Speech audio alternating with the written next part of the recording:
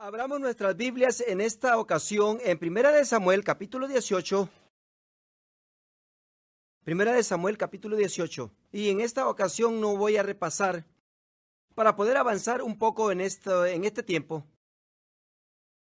Quiero hablarles en este momento de uno de los elementos del pacto de sangre. Quiero elaborar de esto y traerlo a luz en una manera amplia para ustedes. Es aquel elemento que nombramos anteriormente llamado el representante, porque según la Biblia, habían ciertos individuos o representantes que entraban en pactos, así como el esposo y la esposa, u otros individuos, y hay tribus que entraban en pacto unos con otros, y frecuentemente por fuerzas y debilidades, y en ocasiones era por reinados o naciones que entraban en pactos uno con el otro, o un rey con otro rey. En ocasiones un rey entraba en pacto con su mismo pueblo, con su gente, y los pactos tomaban muchas direcciones. Y el punto es que había pactos de sangre y eran comprometedores. Y yo les había dicho que si era un grupo de personas, una familia, una nación, no hacían que todos vinieran y que se cortasen la carne y que derramaran la sangre. Más bien pedían que uno fuese el representante. Y la sangre de ese representante ya se había mezclado con todos los miembros de ese grupo. Y cuando fluía la sangre de ese representante, también fluía la sangre de todos los miembros de aquel grupo, o de aquella tribu, o de aquella gente, o de aquella nación. Porque cuando miraban a aquel representante ahí por delante, ellos pensaban, ese soy yo, porque yo he sido representado por este hombre o por ese designado. Y es válido porque nosotros ya somos uno con él. Y cuando mi representante entra en pacto con el representante de otros, yo entro también en unidad con los demás, con los otros, o sea nación, o sea tribu, o lo que sea, por medio de mi representante, el pacto.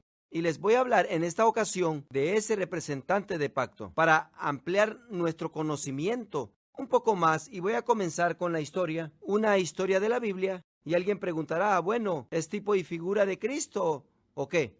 Bueno, no sé si es o no es, pero conforme progresamos van a ver ustedes que pinta un retrato muy claro y lo que el representante de pacto hace dentro de su función. Y vamos a ver la conexión al considerar todo esto.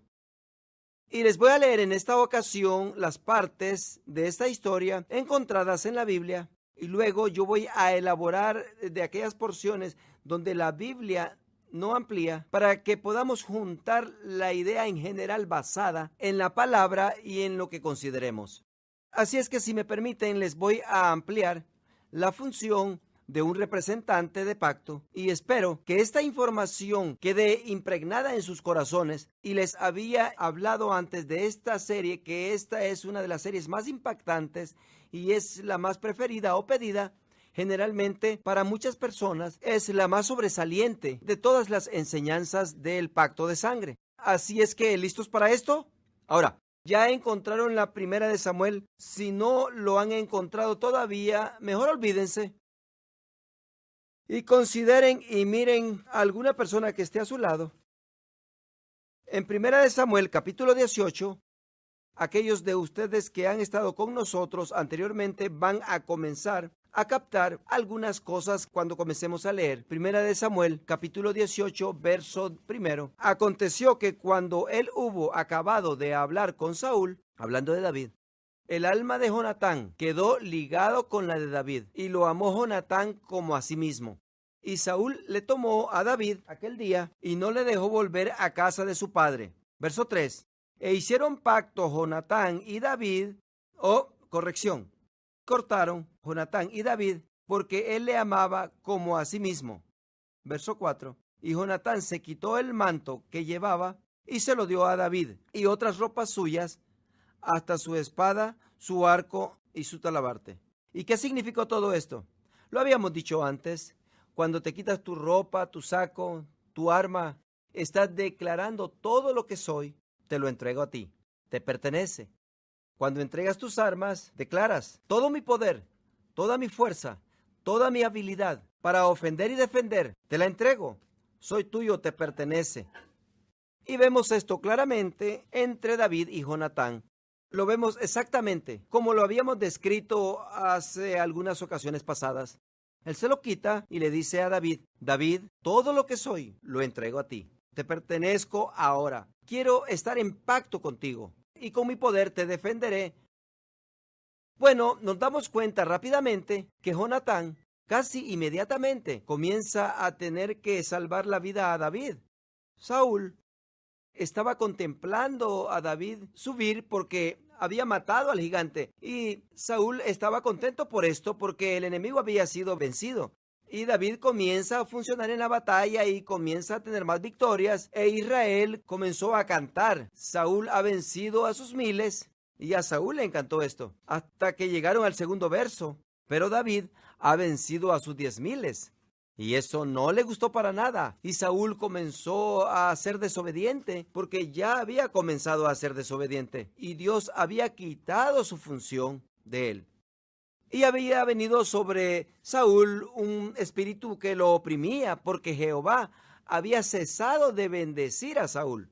Y había cesado de proteger a Saúl. Y había cesado de darle el favor que antes le daba, porque Saúl, no como en sus días temprano, había cesado de ser obediente hacia Dios y cesó de andar en los caminos de Dios. Pero David sí andaba en los caminos del Señor. Y David comenzó a poseer la unción que antes tenía Saúl. David comenzó a poseer el favor de Dios que antes Saúl poseía. Y ahora de pronto Saúl está celoso y Saúl comienza a amenazar y a atacar y a tratar de matar a David. Y toma su ejército y comienza a perseguir a David. Pero Dios dijo: yo he ungido a este hombre, porque este es hombre según mi corazón. Ahora, la casa de Saúl se había convertido en una casa, no como en los días tempranos donde tenían confraternidad. Él ya no tenía confraternidad con Jehová. Antes, Saúl acudía al Señor y preguntándole: ¿qué deseas que haga, Señor mío? Pero ahora, cuando Dios le encomendaba a hacer algo, no lo hacía, o lo hacía a medias. Media obediencia. Dios odiaba eso. Comenzó a ser desobediente ante Dios. Pero encontramos que David, Dios dijo de él: ese es un hombre según mi corazón. Él era en cierto sentido lo opuesto de Saúl. David más bien hacía cualquier cosa para agradar a Dios. Él se lanzaba a cualquier extremo para hacer las cosas por completo. Nosotros encontramos en la vida de David que había sido dado ciertos animales y la gente le aconsejaba: ofrece esos animales al Señor. Y él decía: ¿cómo puedo ofrecer algo al Señor que no me ha costado nada? Él decía: en eso no hay sacrificio, no representa nada para darle al Señor, porque no me costó nada. Cuando yo sacrifique a mi Dios, yo quiero que me cueste. Por eso Dios decía: ese es hombre según mi corazón. Ese es un hombre que me ama, que le importo. Es pues aquí dos familias que están completamente opuestas. Y el hijo de Saúl, Jonatán, entra en pacto con David. ¿Cómo es que dos familias que son completamente opuestas, cómo es que entran en pacto uno con la otra? ¿Cómo va a funcionar esto? Ya no tienen los mismos principios. ¿Cómo va a funcionar esto? No ven las cosas de la misma manera. ¿Cómo se van a representar una a la otra cuando la una no cree en lo que la otra representa? O aún cree: yo no creo en lo que tú crees, ni tú en lo que yo creo. Sin embargo, Jonatán y David se unieron en pacto uno con el otro. En Amós 3:3 dice: ¿andarán dos juntos si no estuvieren de acuerdo? Saúl pues trata de matar a David. Pero noten, hay algo que sucedió. Jonatán y David entraron en pacto de sangre uno con el otro, que el alma de Jonatán quedó ligada con la de David, con su propia alma. El alma aquí representa la palabra en hebreo, nefesh, hablando de la vida. Y ustedes saben que hay una escritura en otras porciones de la Biblia, en Deuteronomio, que dice que la vida se encuentra en la sangre. ¿Sabían esto? Por esto es que cuando mezclan la sangre, cuando mi sangre entró en la tuya y la tuya entró en la mía, la gente antes decía: ahora mi vida está en ti, tu vida ahora está en mí. Yo estoy dentro de ti y tú dentro de mí. Cuando dice que sus almas estaban ligadas, simboliza que sus vidas estaban ahora unidas. Ahora, ¿qué es la razón? ¿Se acuerdan ustedes que les había dicho que había dos razones por las cuales se hacían pactos de sangre?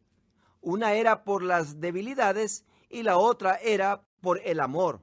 Amor. Ahora, noten aquí, dice, y Jonatán, a finales del verso 1, que Jonatán amó a David como a sí mismo. Verso 3 dice, e hicieron pacto Jonatán y David porque él le amaba como a sí mismo. Por tanto, como su vida, te amo lo mismo que a mí. Yo deseo protegerte, tanto como me protejo a mí mismo. Quiero estar seguro que eres nutrido igual que yo. Si yo tengo hambre, quiero estar asegurado que tú también has comido. ¿Miran eso allí? Eso es pacto. Ese es el amor. Ahora, vayamos al capítulo 31 de la primera de Samuel. Saúl comienza a perseguir a David en intención de matarlo. Y David y Jonatán pierden contacto uno con el otro en este proceso. Y en el transcurso del tiempo, llegamos al capítulo 31. La unción ya había sido quitada de Saúl y no andaba bien ante Dios. Y Saúl sale a una batalla con su ejército en contra de los filisteos. Y Dios no está con él, no lo está protegiendo. Y David ama a la nación de Israel y está tratando de pelear, de defender. Pero Dios ya no está bendiciendo a Saúl. El verso número 1 del capítulo 31 dice, los filisteos pues pelearon contra Israel y los de Israel huyeron delante de los filisteos y cayeron muertos en el monte de Gilboa. Y siguiendo los filisteos a Saúl y a sus hijos, mataron a Jonatán y a Abinadab y a Milquesúa, hijos de Saúl. Y arreció la batalla contra Saúl y le alcanzaron los flecheros y tuvo gran temor de ellos. Entonces dijo Saúl a su escudero, saca tu espada y traspásame con ella, para que no vengan estos incircuncisos y me traspasen. Noten las palabras del pacto que había, para que no vengan estos incircuncisos y me traspasen y me escarnezcan. Mas su escudero no quería porque tenía gran temor. Entonces tomó Saúl su propia espada y se echó sobre ella. Y viendo su escudero a Saúl muerto, él también se echó sobre su espada y murió con él. Así murió Saúl en aquel día, juntamente con sus 3 hijos y su escudero y todos sus varones. Ahora, vayamos a la parte donde David se da cuenta de todo esto. En el capítulo 1 de Segunda de Samuel, en el versículo 11 dice, entonces David, haciendo de sus vestidos, los rasgó, y lo mismo hicieron los hombres que estaban con él. En aquellos días, cuando algo tremendo emocionalmente sucedía, tomaban sus vestiduras y las rasgaban. Así es como demostraban que esta era una herida emocional, algo penetrante. Tan pronto como oyó David lo que había sucedido, rasgó sus vestidos. Verso 12 dice, y lloraron y lamentaron y ayunaron hasta la noche, por Saúl y por Jonatán su hijo, por el pueblo de Jehová y por la casa de Israel, porque habían caído a filo de espada. Y ahora, de pronto, David había sido ungido como rey, y Saúl, quien había sido rey antes, quien aún estaba reinando, fue muerto. Pero también todos sus hijos fueron matados, inclusive Jonatán, el hermano de pacto de David. David escucha las nuevas y lo tira por los suelos. No lo puede creer. Pero noten que David no solo lloró por su hermano de pacto, pero también lloró por Saúl. Por eso Dios amaba tanto a David, porque él no pensaba solamente en él. Es que ese era el padre de mi hermano de pacto, y era también el ungido de Jehová. Jehová lo había ungido como rey. Y es que David tenía esa clase de corazón, es lo que Dios amaba de él, porque él era leal, muy leal, y un fiel individuo que se apegaba a sus líderes hasta el duro final. Bueno, Israel, es decir, el pueblo de Israel estaba dividido en 2 secciones durante este tiempo. Es decir, Judá en la parte sur y en la parte norte, lo que se consideraba Israel. David inmediatamente fue ungido como rey sobre Judá, pero Abner, el comandante de los ejércitos de Saúl, inmediatamente tomó uno de los hijos de Saúl, creo que su nombre era Isboset, y él lo ungió como rey sobre la parte norte de Israel. Y ahora, en vez de David tomar el liderazgo de toda la nación, ahora tienen un tipo de guerra civil que se ha lanzado, y David tomó el reinado de la parte sur de Judá. e Isboset tomó la parte norte. Y por los próximos 7 años y medio estas dos partes están divididas y David está luchando y le lleva 2 años para matar a Isboset, pero 2 años y medio antes de que llegue a ser ungido sobre toda la región, es que son 7 años y medio desde que Saúl y Jonatán han muerto, hasta que finalmente está en conquista. Es que no fue una fácil y blanda transición, como decir ahora sí, el nuevo rey David, nada de eso. Más bien fue guerra, una matanza, fue un desorden. Todos escondiéndose, todos vigilando por sus vidas, casi que tenían que dormir con un ojo abierto. No fueron agradables 7 años y medio para David. Pero finalmente, después de 7 años y medio, Jehová le dio paz. El Señor le dio descanso.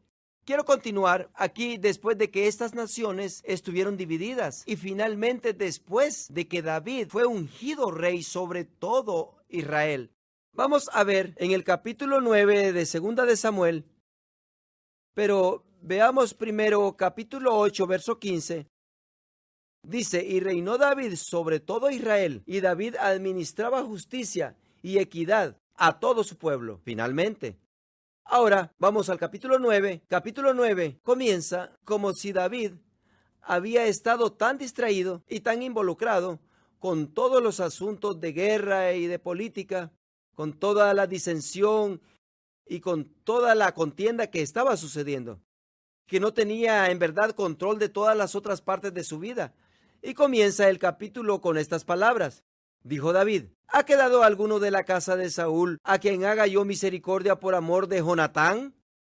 Ahora, la palabra misericordia aquí es la palabra hebrea hesed. En algunas versiones tiene una indicación clarificando qué significa fidelidad del pacto, hesed.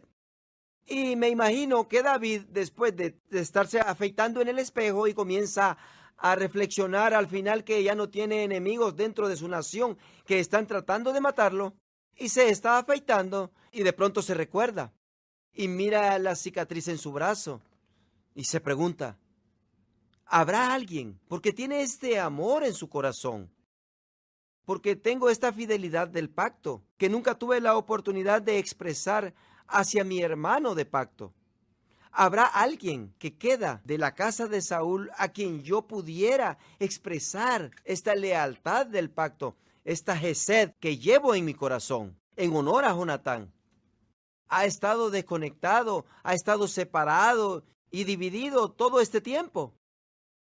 Y en verso 2 dice, y había un siervo de la casa de Saúl que se llamaba Siba, el cual llamaron para que viniese a David, y el rey le dijo, ¿eres tú Siba? Y él respondió, y el rey le dijo, ¿no ha quedado nadie de la casa de Saúl a quien yo haga hesed o misericordia de Dios? Y Siba respondió al rey, aún ha quedado un hijo de Jonatán, lisiado de los pies. Esta es la primera vez que David se da cuenta de esto. ¿Se imaginan ustedes pensando, oh, Jonatán tuvo un hijo? ¿Jonatán tuvo un hijo? Yo no sabía esto. ¿Y todavía vive? ¿Todo este tiempo? Yo no sabía esto. Hemos sido uno, unidos. Si era hijo de él, entonces es hijo mío también. Yo he tenido un hijo y no lo sabía. Y así es que él está preguntando si había alguien. Y Siba contesta, sí, hay alguien. Que Jonatán había tenido un hijo. Y es que Siba no tenía idea de lo que había patente entre David y Jonatán. Pues dejen que les demuestre esto del hijo de Jonatán. Vayamos al capítulo 4, regresándonos al capítulo 4, pero guardemos el espacio acá en el capítulo número 9. Y ahora en el capítulo 4 de Segunda de Samuel vamos a leer un verso, y es el único que vamos a considerar que habla del pasado del hijo de Jonatán. Capítulo 4, verso 4 dice, y Jonatán, hijo de Saúl, tenía un hijo lisiado de los pies. Tenía 5 años de edad cuando llegó de Jezreel la noticia de la muerte de Saúl y de Jonatán, y su nodriza le tomó y huyó, y mientras iba huyendo apresuradamente, se le cayó el niño y quedó cojo. Su nombre era Mefiboset. Así es que este era el hijo de Jonatán. Y cuando las noticias llegaron de la muerte de Saúl y de todos sus hijos, que los 3 que habían estado con él habían sido muertos, asesinados, es que dentro del palacio dijeron: tenemos que salir de aquí. Es que en esos días no tenían un buen gobierno como lo tenemos nosotros, donde el vicepresidente toma el lugar y él ya no sabía lo que iba a suceder. Cuando otro rey iba a tomar su lugar, ya no sabían lo que se iba a hacer, sino que lo que hacían era matar a todos los que estaban en el palacio. ¿Por qué? Porque potencialmente todos podían ser espías, podían ser enemigos o traidores. Y es que eran leales a la vieja directiva. Y nunca sabes a quién esperaban ellos, o ellos esperaban o que tomara lugar, o quienes esperaban ellos que estaba en la línea para tomar el lugar. Así es que lo primero que hacías era asesinabas a todos los que estaban en el palacio. Así es que cuando escucharon las noticias de Saúl y de Jonatán que habían sido asesinados, todos tomaron todo lo que pudieron y salieron deprisa y huyeron porque temían y sabían que el rey David, o David en ese tiempo, había sido ungido como rey. Y muchos de ellos dijeron: hay que salir de aquí. David vendrá y acabará con todos nosotros. Y huyeron. Y la nodriza recordó que por ahí estaba el niño de Mefiboset, y fue, lo tomó. Y de alguna manera, mientras corrían, huyendo, se le cayó el niño. Y de alguna manera se le dañaron sus piernitas y quedó cojo. Y de ese punto en adelante, Mefiboset, el hijo de Jonatán, quedó cojo. Y huyen al desierto. Bueno, ahora regresemos al capítulo 9 y continuemos en el versículo 4. Capítulo 9, verso 4. Y Siba había revelado que sí había un hijo de Jonatán. Y dice en el verso 4. Entonces el rey le preguntó: ¿dónde está? ¿Ven ustedes la reacción instantánea? No dijo: oh, ¿de veras? ¿Y cómo es? No, dice: ¿dónde está?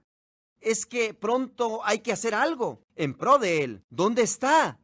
Y Siba respondió al rey: he aquí, está en casa de Maquir, hijo de Amiel, en Lodebar. Entonces, ¿cuándo? Inmediatamente. Entonces envió el rey David y le trajo al de la casa de Maquir, hijo de Amiel, de Lodebar. Inmediatamente. Cuando dieron la respuesta instantánea. ¿Por qué? Si ese fuese tu hijo, ¿tú hicieses eso? Claro, absolutamente que sí, porque él está en pacto, el hijo de su hermano, de pacto. No hay cuestión. Ese es Hesed.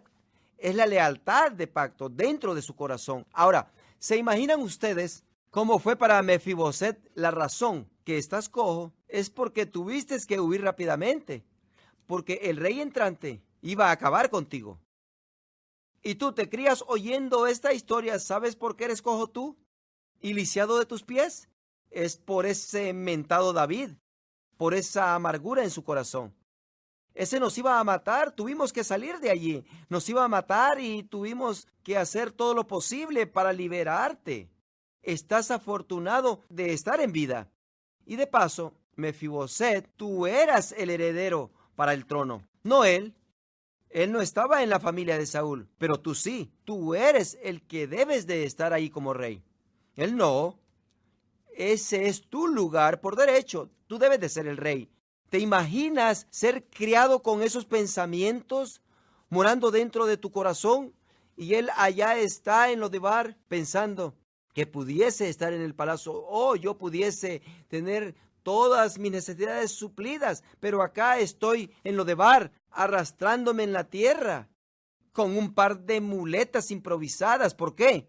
Por ese David, a quien no le importa, pues él trataba de matarnos. ¿Te imaginas todos los cuentos y chismes que fermentaban dentro de su corazón en contra de David, sin saber quién en verdad era David en relación con él?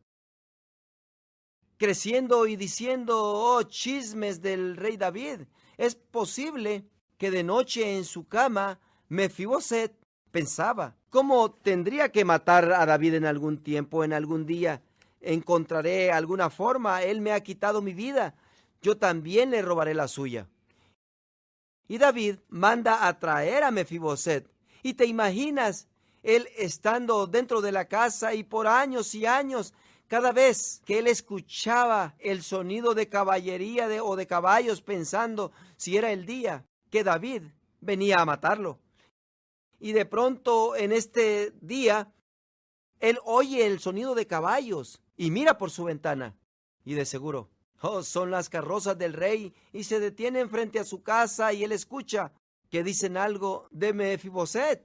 Y él está pensando en su mente, y esto no está en la escritura, pero veremos esto por su reacción cuando se presenta ante el rey.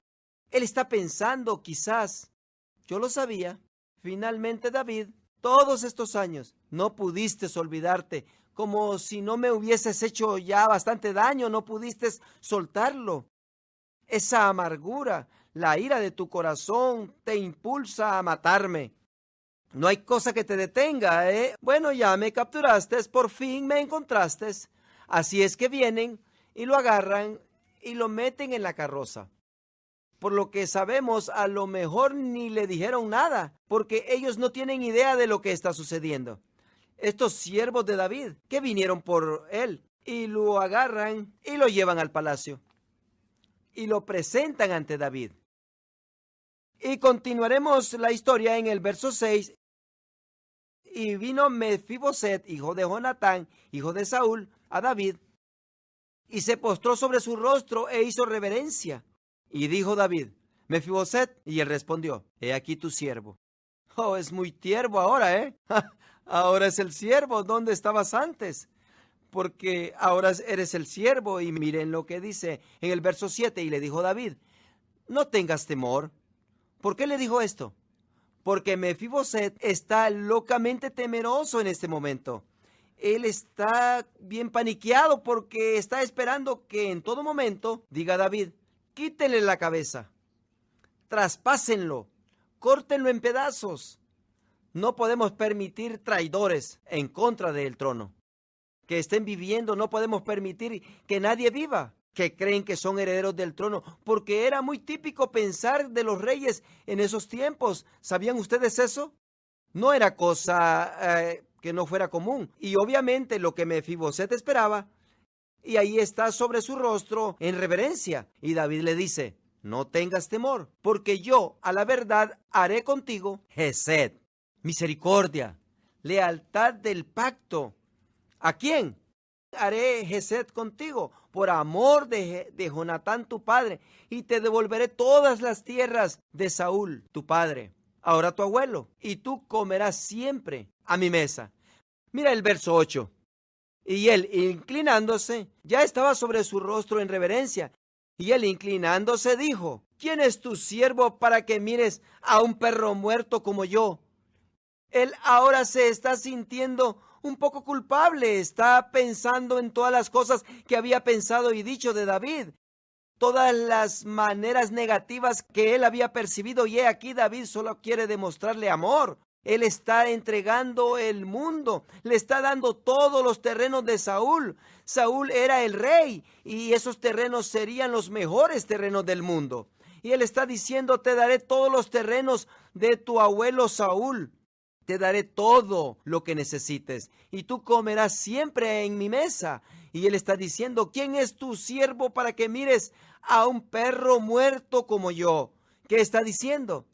Yo no merezco todo esto. David, tú no sabes lo que yo he pensado de ti. Tú no sabes lo que yo he dicho. Tú no sabes lo que he hecho. Tú no sabes cómo ha sido mi actitud en tu contra. David, yo no merezco esto. Soy un perro muerto. ¿Y qué se hace con un perro muerto? En esos días se tiraban al basurero. David, yo solo soy un perro muerto. ¿Por qué harías esto a tu siervo? No te merezco. Y David ni le pone atención. Verso 9. Entonces el rey llamó a Siba, siervo de Saúl, y le dijo, todo lo que fue de Saúl y de toda su casa, yo lo he dado al hijo de tu señor.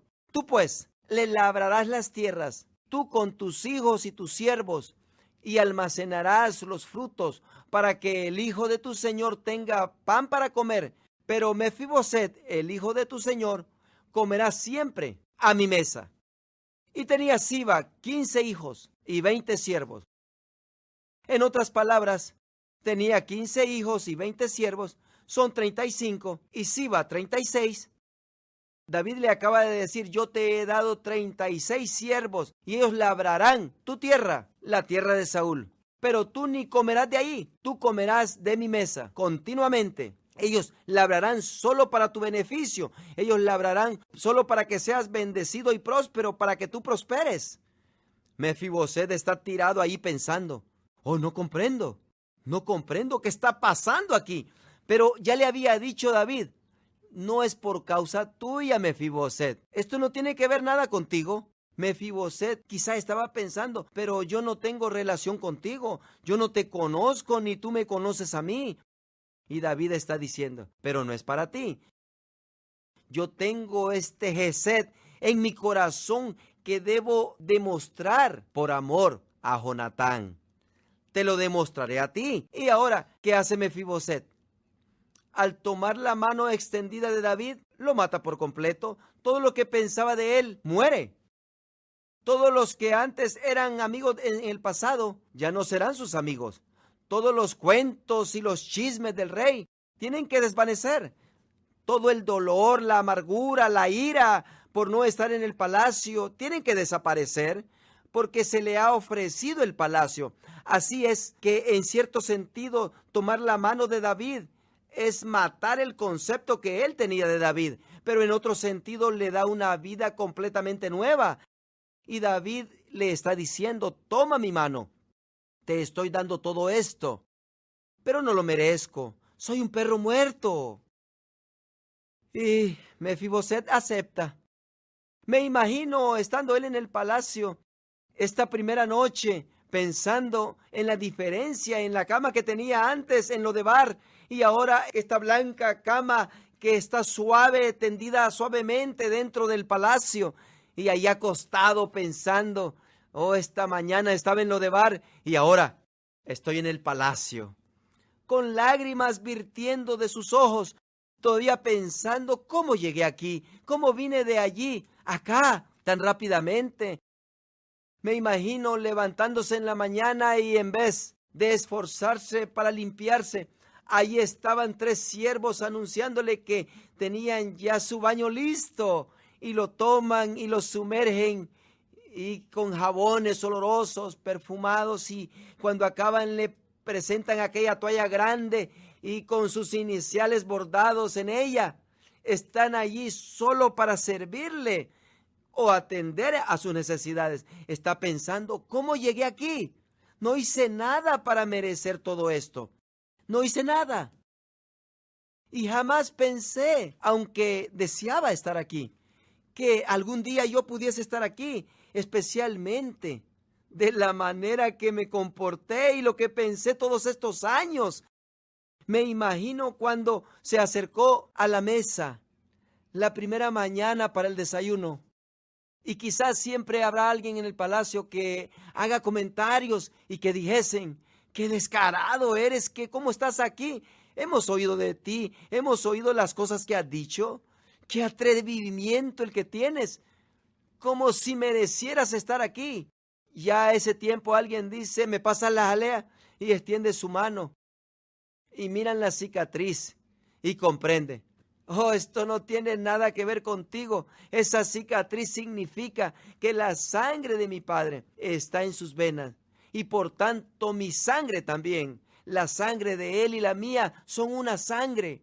Pero por nada de lo que yo hice, porque yo no estaba allí, pero aún sí lo estaba dentro de mi padre. Me imagino después del desayuno que se pasea por el palacio y en una de las paredes del corredor mira una capa que dice: en tierna memoria de mi hermano de pacto, Jonatán. Y más allá unas arras con los mismos dichos. Y comprende, todo esto sucedió antes que aún yo no naciera. Todo esto había sido provisto para mí, comprado para mí. Y yo no lo comprendía. No tenía idea de lo que había sido hecho en mi favor. Yo sé que muchos de ustedes ya han terminado con mi mensaje en esta ocasión. Han considerado las analogías de todo, pero quiero guiarlos por algunos puntos que son sumamente poderosos, concernientes a Jesucristo siendo nuestro representante de pacto. La familia de Saúl será tipo y figura de cómo es el mundo, opuestos a Dios, no dispuestos a ser obedientes a Dios, no estando dispuestos a someterse a los métodos que Dios indica para hacer las cosas. Yo no voy a hacer las cosas como dice la Biblia, es muy difícil, yo no lo quiero hacer.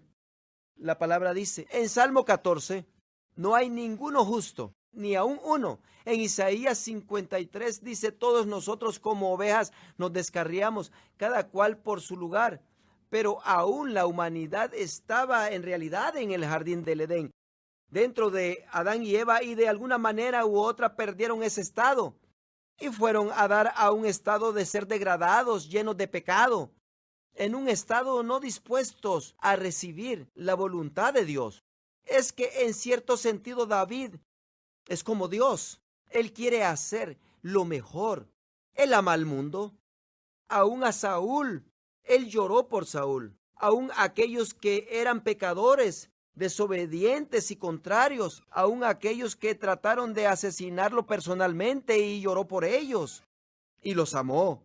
Pero aún en un sentido no pudo andar al lado de Saúl. No pudo mezclarse. Había algo en él y algo en Saúl que no concordaba. Y en otro sentido, Jonatán es como Jesucristo. Jonatán estaba en la familia de Saúl y por tanto parte de la familia de Saúl, pero en un sentido muy diferente a esa familia. Jesucristo vino a este mundo y se hizo ser humano. Sin embargo, era un ser humano muy distinto. Sin embargo, era un ser humano muy distinto a todos los demás seres humanos. Él era el primer ser humano que sería totalmente obediente a Dios y haría todo lo que Dios le mandase. Dios y Jesucristo andaban en unidad, así como Jonatán y David estuvieron en unidad. Mefiboset es más como nosotros, ¿no es así? Físicamente limitados en nuestra carne, limitados en nuestros propios deseos y pasiones, no siendo capaces de funcionar como deseamos funcionar. Espiritualmente y mentalmente hemos sido engañados. Se nos ha dicho que Dios es un rígido, que solamente quiere robarnos nuestra diversión y que si lo obedeces vas a perder, porque jamás tendrás una vida obedeciéndolo. Por cierto que es Dios el que te está castigando o robándote tus diversiones. Si en verdad Él nos amaría, no haría todas estas cosas, pero Él no nos ama. Pero todo este tiempo no comprendemos que en verdad sí había un ser humano que entró en pacto con el Dios eterno. Y no tenía nada que ver con nosotros. No tuvo que ver nada con nosotros, con el hecho de que yo hiciese las cosas bien o cuánto error que yo cometía. Más bien se trató todo de Jesús y el hecho de que entró en un pacto. Ahora, permítanme aplicarles a cada uno este representante de pacto. Por cierto, quiero que abran sus Biblias en una escritura en el libro de Hebreos, Hebreos capítulo 8 y verso 6. Todavía oigo que suenan las páginas.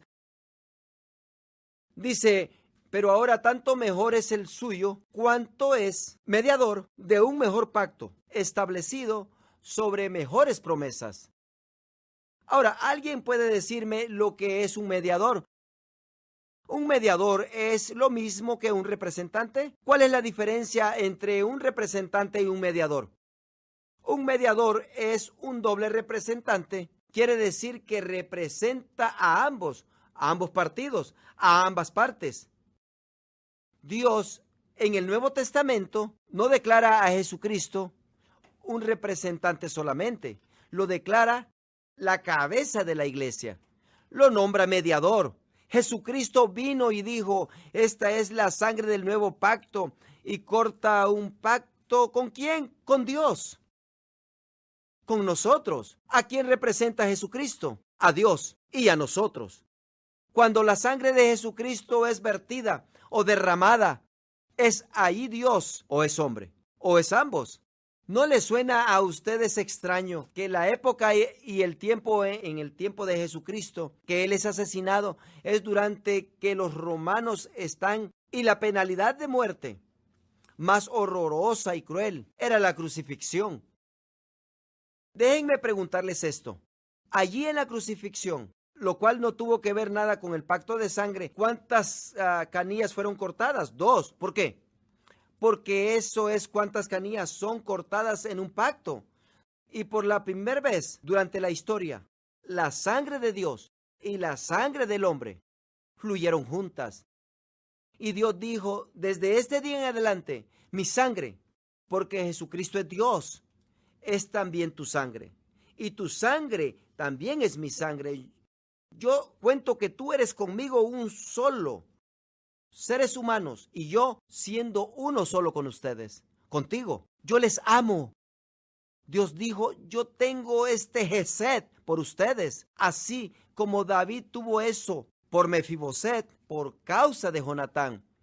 Y Dios tiene lo mismo por nosotros. Y no tiene nada que ver contigo, no tiene nada que ver con que tú no estuviste ahí, porque no estuviste. Pero aunque muchos años después Dios dice, ¿ha quedado alguien de la familia? ¿Hay alguien a quien yo le pueda demostrar este Gesed en mi corazón a causa de Jesucristo? Y nosotros venimos ante Dios y decimos, Señor, yo soy un perro muerto, no lo merezco. Oh, yo no merezco que tú traigas sanidad a mi cuerpo. No he leído la palabra suficientemente. No he acudido a la iglesia lo suficiente. Dios mío, en ocasiones exploto de ira. Tú no sabes lo que yo he pensado, tú no sabes lo que yo he hecho, no merezco que contestes mis oraciones. Y Dios dice, ¿hay alguien a quien yo pueda expresar este Gesed, esta lealtad de pacto? Porque el pacto que he hecho con Jesucristo, bueno, somos como Mefiboset. El extendernos y tomar la mano de Jesucristo mata lo que somos completamente. La palabra dice que debemos de crucificar la carne y considerar nuestra carne muerta hacia el pecado. Por eso cuando venimos hacia Jesucristo y por medio de Él levantamos nuestra mano hacia Dios, debe de matar nuestro pasado, nuestras amistades pasadas, nuestros métodos de pensar, nuestros comportamientos del pasado, lo que antes considerábamos mentores nuestros y los héroes antiguos. ¿Por qué? Porque hoy todo muere. Esa vida ha terminado. Hoy he entrado en pacto con Dios. Jesucristo es considerado un mediador de un pacto nuevo, el cual es mejor pacto, establecido sobre mejores promesas. Miren lo que recibió Mefiboset. Y todo en un día. El tratamiento real. Un día. ¿Se imaginan él llorando, considerando que de un día para el otro fue levantado del polvo a los pisos de mármol del palacio? Y en cualquier tiempo, él podía decir, necesito esto. ¿Quiénes son herederos? ¿Qué es un heredero? Que tienes una herencia, herederos de salvación, que han sido matados, pero sucede, yo solo soy un perro muerto, oh, yo no merezco eso, yo no doy a la medida. Y el Señor murmura, oh, no depende de ti, es por causa de Jesucristo. Ahora quiero que volteen al libro de Efesios. Miren en el capítulo 1, Efesios capítulo 1, alguien dijo, bien, entonces, ¿qué haremos? Yo les digo, ¿qué haremos? Vayan, den una vuelta en el palacio. ¿Por qué? Porque les pertenece ahora. Contemplen el cuarto del trono. Segunda de Corintios 4:18 dice, no mirando nosotros las cosas que se ven, sino las cosas que no se ven. Pues las cosas que se ven son temporales, pero las que no se ven son eternas. Te pertenecen para siempre. Es que Jehová es mi pastor, nada me faltará. En lugares de delicados pastos me hará descansar. Junto a aguas de reposo me pastoreará. Confortará mi alma. Me guiará por sendas de justicia, por amor de su nombre. Aunque ande en valle de sombra de muerte, no temeré mal alguno. ¿Por qué? porque tengo compañero de pacto, cuidando de mí. Aunque ande en valle de sombra de muerte, no temeré mal alguno, porque tú estarás conmigo. Tu vara y tu cayado me infundirán aliento. Escuchen esto, aderezarás mesa delante de mí. ¿Se acuerdan que David le dijo a Mefiboset, comerás en mi mesa para siempre? Aderezarás mesa delante de mí. Alguien dirá, oh, eso va a ser lindo en las bodas del Cordero. Cuando lleguemos a las bodas del Cordero, comeremos en la mesa. No, no. Escuchen, aderezarás mesa delante de mí, en presencia de mis angustiadores o enemigos. Déjame decirte, en el cielo no hay enemigos, no habrá enemigos ni angustiadores. Todos están aquí. El Salmo 23 no es un salmo fúnebre. El Salmo 22 es un salmo declarando la muerte de Jesucristo. El Salmo 24 es un salmo celestial. El Salmo 23 es un salmo de aquí, hoy. Aderezarás mesa delante de mí en presencia de mis angustiadores. Unges mi cabeza con aceite y mi copa tiene un poco en ella. No, no, no, no. Mi copa está rebosando. Ciertamente el bien y la misericordia y la gesed me seguirán todos los días de mi vida. Y en la casa de Jehová moraré por largos días. ¿Qué nos resta para hacer? Pasearnos por el palacio. Saca tu Biblia y permite que el Espíritu Santo te guíe por el palacio, que te demuestre tu morada y que te demuestre lo que te pertenece y que te demuestre todas las bendiciones del pacto que no tienen que ver nada contigo o por lo bueno que eres o por lo malo que fuiste o lo que pensaste, sino que tiene que ver con el hecho de que tienes un representante de encabezado que guardó los puntos del pacto de tal manera que Dios permitió que su propia sangre fuese derramada y Dios entró en absoluto pacto para decir, lo juro en sangre, que haré esto para ti. Y ahora Dios busca y pregunta, ¿hay alguien a quien puedo demostrar este gesed? Efesios capítulo 1. ¿Qué hemos heredado? Vamos al verso 11. En él asimismo tuvimos herencia. En él asimismo tuvimos herencia. Pues, ¿qué es? Noten que no dice que algún día cuando lleguemos al cielo obtendremos herencia. Dice tuvimos, no tendremos. Pero tú todavía estás postrado en el suelo y el rey extendiendo su mano. No, yo no merezco eso. Sí, tómalo. Yo tengo siervos que te lo presenten. No, labraré la tierra por ti. Quiero bendecirte, quiero vestirte, quiero darte un lugar en donde habitar, quiero proveer para ti. Oh, no, yo no merezco eso.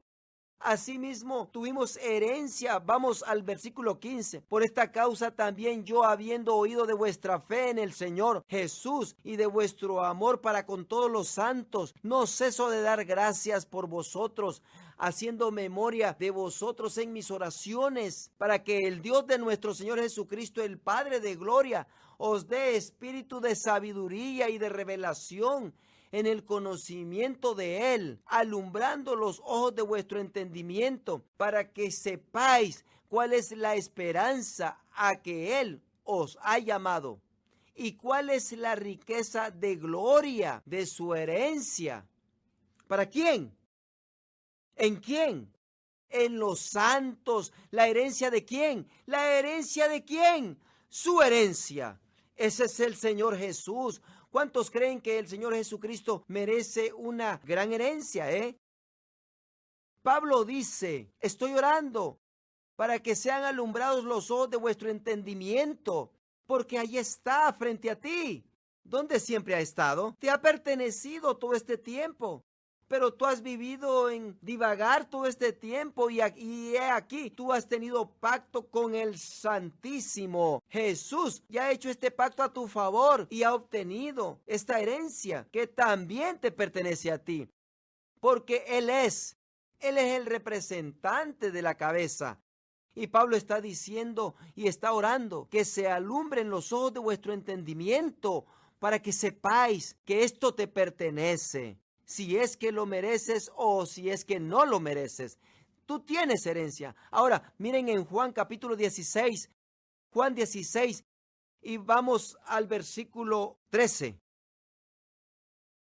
Dice, pero cuando venga Jesucristo aquí hablando, pero cuando venga el Espíritu de verdad, Él os guiará a toda verdad, porque no hablará por su propia cuenta, sino que hablará todo lo que oyere y os hará saber las cosas que habrán de venir. Él me glorificará porque tomará de lo mío y os lo hará saber. Ahora, noten el verso 15. Noten lo que dice Jesús. Todo lo que tiene el Padre es mío. ¿Por qué es eso? Porque está en pacto con Dios. La palabra dice en hebreo, Jesucristo obtuvo por herencia un nombre más excelente que el de los ángeles. Y lo obtuvo por herencia. Bueno, y alguien dirá, bueno, siempre él ha tenido eso. No, cuando él vino, él obtuvo algo que antes aún no tenía por herencia. Él entró en un pacto con Dios y cuando estaba colgado en ese madero, Dios le estaba diciendo, todo lo que tengo te lo estoy dando a ti. Y en Jesucristo, Él es el representante, la cabeza. Jesucristo no estaba diciendo, oh, aquí en favor de Dios. Jesucristo estaba colgado con sus pies cortados y sangrando y diciéndole a toda la humanidad, como Dios mismo, todo lo que tengo te lo estoy dando. ¿No es así? Y aún estaba diciéndole a Dios como hombre, estoy representando al género humano. Todo lo que poseo te lo estoy dando. Y Dios estaba respondiendo, bueno, y todo lo que yo tengo te estoy dando a ti, seres humanos. Y Jesucristo dice aquí en el verso 15, todo lo que tiene el Padre es mío. Por eso dije que tomará de lo mío y os lo hará saber. ¿Por qué es eso? Porque ahora es tuyo. ¿Por qué? Porque lo hemos logrado por herencia. Pablo está diciendo, yo estoy orando, que Dios abra tus ojos y comprendas que ahora te pertenece a ti. Alguien dirá, bueno, pasaremos esta vida lo mejor posible que podamos. Bueno, hazlo. Tú puedes estar tirado en el suelo como Mefiboset y permanecer cojo, ilimitado y con pensamientos erróneos y no echar mano de las bendiciones que ya han sido compradas para ti por tu representante de cabeza. O puedes extenderte y tomar la mano de Dios y que muera esa incredulidad. Y muera ese modo de pensar que si Dios quiere que suceda, Él lo hará suceder. O puedes levantar tu mano y tomarla de Él y decir, sí, Él quiere que suceda, porque estoy en pacto con Dios por medio de la sangre de Jesucristo. Ahora, vayamos a un verso más. Segunda de Corintios, capítulo 1. Permítanme preguntarles esto concerniente a representantes de cabeza porque quiero estar seguro que ustedes comprenden qué es eso de representante. Cuando Jonatán cortó su carne y mezcló su sangre con David, ¿estaba ahí Mefiboset? Oh, sí, ahí estaba. Por todo el Antiguo Testamento la Biblia dice que los hijos estaban dentro del Padre. Cuando Abraham estableció el pacto con Jehová, Isaac estaba allí. Dentro de Abraham, Jacob estaba allí. Y todos los 12 patriarcas estaban ahí. Ahí estaban todos, pero ¿dónde estaban? No físicamente allí, excepto dentro de Abraham. Absolutamente estaban dentro. Por eso cuando aparece Mefiboset, por eso David no ve ninguna diferencia entre Mefiboset y Jonatán. Él piensa, tú estuviste allí conmigo parado en la sangre en ese día, dentro de tu padre. Ahí estuviste, dentro de él. Ahora, noten esto, Segunda de Corintios capítulo 1 y verso 17. Dice así que al proponerme esto, usé quizá de ligereza, o lo que pienso hacer lo pienso según la carne, para que haya en mí sí y no. Verso 18. Mas como Dios es fiel, nuestra palabra a vosotros no es sí y no, porque el Hijo de Dios, Jesucristo, que entre vosotros ha sido predicado por nosotros, por mí, Silvano y Timoteo, no ha sido sí y no, mas ha sido sí en él. Ahora, pongan atención al verso 20, porque todas las promesas de Dios son en él, sí, y en él, amén, por medio de nosotros para la gloria de Dios. Mira, cuando tú lees el Antiguo Testamento, llegas a comprender que estamos en él y él en nosotros. Dios dice en Efesios, pues Dios nos ha levantado juntamente con Él y nos ha hecho sentarnos en lugares altísimos en Cristo Jesús. ¿Sabes dónde estás? Si has recibido a Jesucristo, estás en lugares altos, no estás solamente aquí. Solamente estás aquí físicamente, espiritualmente. Estás en lugares altos en Cristo Jesús. ¿Sabes lo que es esto? Porque todas las promesas de Dios en Él son sí y en Él son amén. ¿Qué significa? Así sea, sea hecho. ¿Cómo? A la gloria de Dios en nosotros. Déjenme decirles algo.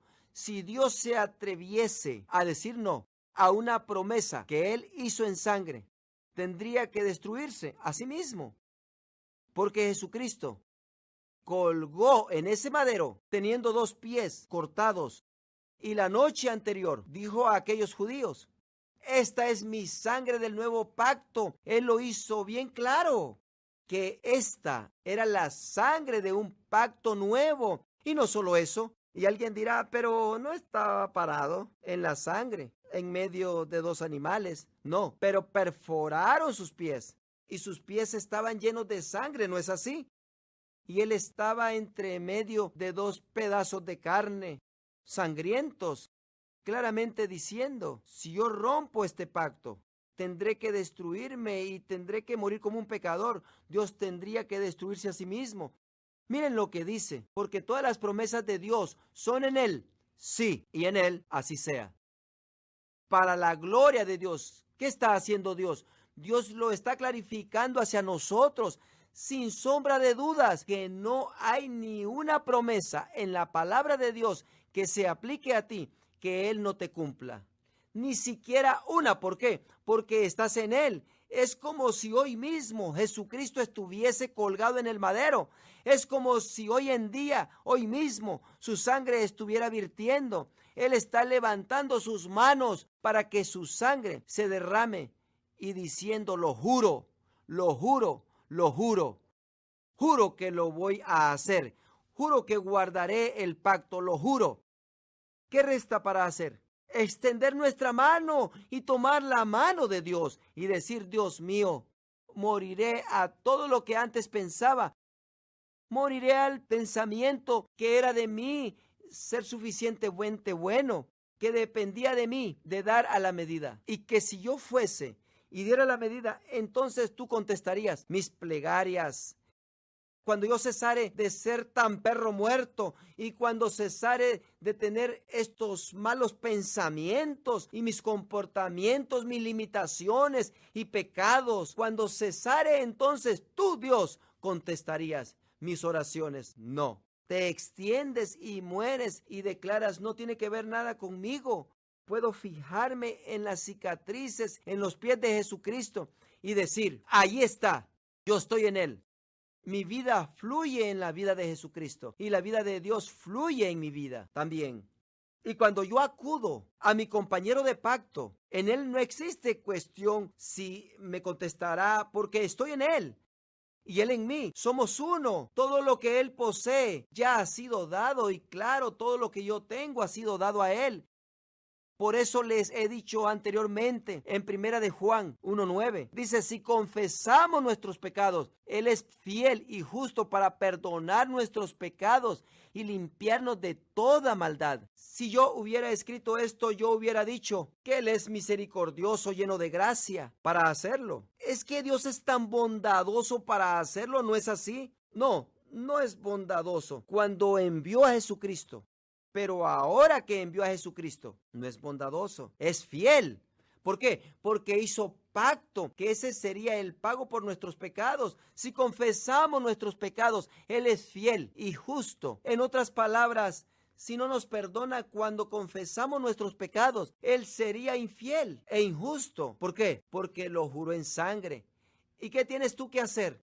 Solamente haz lo que Él te ha pedido. No tienes que hacer nada especial. Levanta y toma su mano. ¿Y qué es lo que necesitas hoy de tu compañero de pacto? Todo está preparado para ti. Toda la mesa ha sido aderezada. ¿Qué resta para hacer?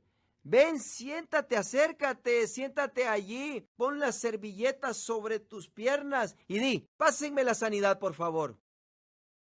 Ha sido pagada.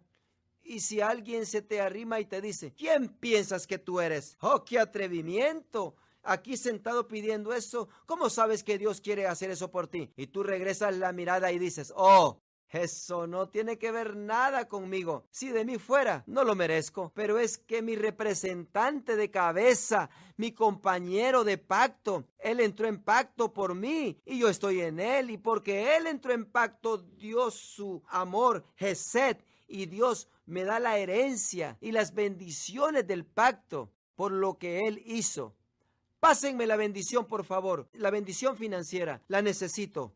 ¿Me pasan, por favor, la paz a mi matrimonio? Pásenmela para acá. Necesito perdón en este día. ¿Me pasan el perdón, por favor? Yo lo necesito hoy en día. ¿Me pasan la fortaleza? Necesito la fortaleza. ¿Me pasan la misericordia? Por favor, páseme la misericordia. Páseme la misericordia, por favor. Pásela. Oh, muchas gracias. Y deseo otra cucharada de sanidad, por favor. ¿Se permite servir a segunda vez en el reino? ¿No es así? Permítanme el Espíritu Santo. Necesito el Espíritu Santo. Hoy en día necesito estar lleno hasta rebosar. Y está por ahí la gracia. Oh, me la pasan, por favor. Oh, para mí, para mi ministerio. Y qué del ungimiento necesito también para moverme en el poder de Dios. Me pasan, por favor, la unción. La necesito hoy en día.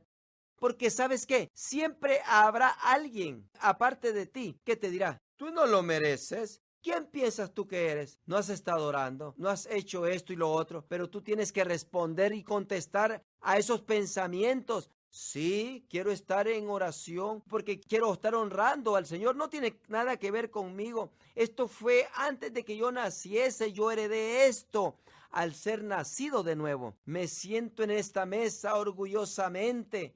No orgulloso de mí mismo, sino orgulloso de mi representante de cabeza.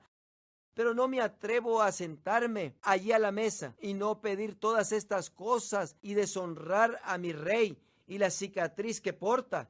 Al decir, yo soy indigno de participar, Él lo dio todo para comprar eso, para mí. Y me bendice al poder darlo. No temáis, manada pequeña, porque le da grande gozo a vuestro Padre el daros el reino. Oremos. Padre, te damos gracias en este día por tu palabra. Te damos gracias por la verdad del pacto que tenemos contigo. Y Padre, te pido por aquellos que en sus vidas han estado tirados sobre el suelo como Mefiboset. Hay ciertas áreas que no dan la medida, ciertas áreas que en sus mentes piensan, he de ser yo. Quizá no quiere Dios hacer el favor, pues quizá en esta ocasión no va a guardar su promesa hacia mí. Pero Señor, te doy gracias en esta ocasión que tu palabra ha entrado y nos has demostrado por el corazón de David, del cual dijo Jehová, este es un hombre según mi corazón. Y ahora sabemos por qué, porque por medio de tu palabra tú has dicho, no hijo, no hija. Todas las promesas de Dios en él son sí. Y la respuesta es sí. La respuesta es sí. Padre, necesito sanidad. La respuesta es sí. Así sea. Extiéndete y toma su mano hoy en día y di, lo recibo en este momento. Lo recibo. Y he muerto a todos mis pensamientos de antes que decían, pero quizá Dios no me lo va a conceder. Quizá depende de mí. No. Yo morí a eso. No, Señor, yo tomo tu mano en este momento y digo, yo creo en el pacto que tú tienes, en el cual me has permitido entrar por la sangre de Jesucristo. Señor mío, te pido por aquellos que han estado luchando financieramente y sin embargo tú tienes el reinado para darles, porque has dicho en tu palabra que tomas grande placer en darnos el reino. Señor, extendemos nuestra mano hacia ti y te pedimos que nos perdones por haber dudado. Perdónanos por dudar, por estar desalentados, por tratar de hacer todo por nuestra propia cuenta y por estar limitados con nuestro pasado. Perdónanos, Señor. Perdónanos por haber declarado palabras en contra de ti y de tus promesas, y por haber dicho que quizá lo harías y quizá no lo harías. Perdónanos por haber sobajado el pacto, por haberlo considerado un pacto humano en vez de lo que es una alianza, un pacto sellado con sangre entre nuestro Dios y nuestro Señor Jesucristo. Señor, te pido por aquellos que en este día están luchando dentro de sus matrimonios. Te pido, Señor, que extiendan su mano y te pidan y que digan: oh, Señor, ayúdame. Jesucristo ya ha pagado por la felicidad nuestra. Ha derrumbado las paredes de división entre nosotros para traernos una paz que sobrepasa todo entendimiento. Y solo Él puede hacer los senderos chuecos enderezarse. Solo Él puede restaurar los años que la langosta se ha comido y ha destruido. Padre, te pido por aquellos que necesitan perdón en este día, perdón de pecados, no solo pecados de acciones, sino pecados del corazón, pecados de la mente, pecados mentales, y se han estado alejando de ti, diciendo: oh, no sé cómo tratar con todo esto. No sé si venir ante Dios con todo esto o no. Señor, te pido que los fortalezcas para que puedan extender su mano y tomar la tuya y puedan decir: esto no tiene nada que ver conmigo. Esto es por lo que Jesucristo hizo a mi favor. Porque yo ahora estoy en Él y Él en mí. Y Él ya ha pagado el precio por todo esto. Recibo mi perdón en esta ocasión por fe. Recibo mi libertad de adicción por medio de la fe. Pongámonos de pie, por favor. Tomen sus manos y elévenlas al cielo, hacia Dios y hacia su representante de cabeza, al Señor Jesucristo. Y cada uno de ustedes, de sus propios labios, tomen al Señor de la mano, simbólicamente, y digan: Señor, yo recibo todo lo que tú tienes para mí. Pásame la sanidad, Señor. Pásame las bendiciones que has provisto. Honra al Señor Jesús en este día y dale gracias. Háblenle, háganlo. Te alabamos, Señor, te bendecimos en este día, te bendecimos, Señor Jesús. Te damos gracias, Señor Jesús, que esto no tiene que ver nada con nosotros, sino se trata solamente de ti. Esto nos pertenece a nosotros, gracias a Dios. Alabanza, honra y gloria para ti sean al Señor. Alabanzas a ti, Señor, Señor Jesús. Honor y gloria sea al Rey de Reyes y Señor de Señores.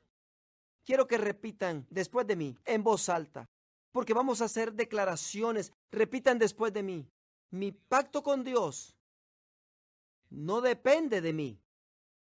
Mi comportamiento, mi actitud, mi historia, mi experiencia, mis pensamientos, mi pacto con Dios ha sido sellado por la sangre de nuestro Señor Jesucristo.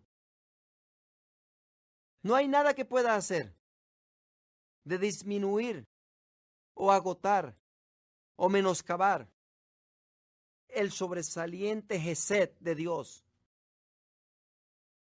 que Dios tiene en su corazón por mí. Ahora me pertenece. No lo merezco, pero lo recibo por fe. Estoy en pacto con Dios, el Todopoderoso. Él vive en mí y yo vivo en Él. Y mayor es el que está en mí que el que está en el mundo. Desde este momento en adelante, andaré en mis bendiciones de pacto. Yo declaré la verdad de la palabra de Dios. Yo rechazo la mentira, que esto depende de mí.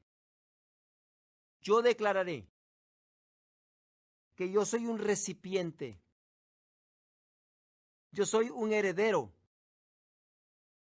de todo lo que Dios tiene. Y lo recibo desde hoy en adelante, por fe en el Señor Jesucristo. en el nombre de Jesucristo.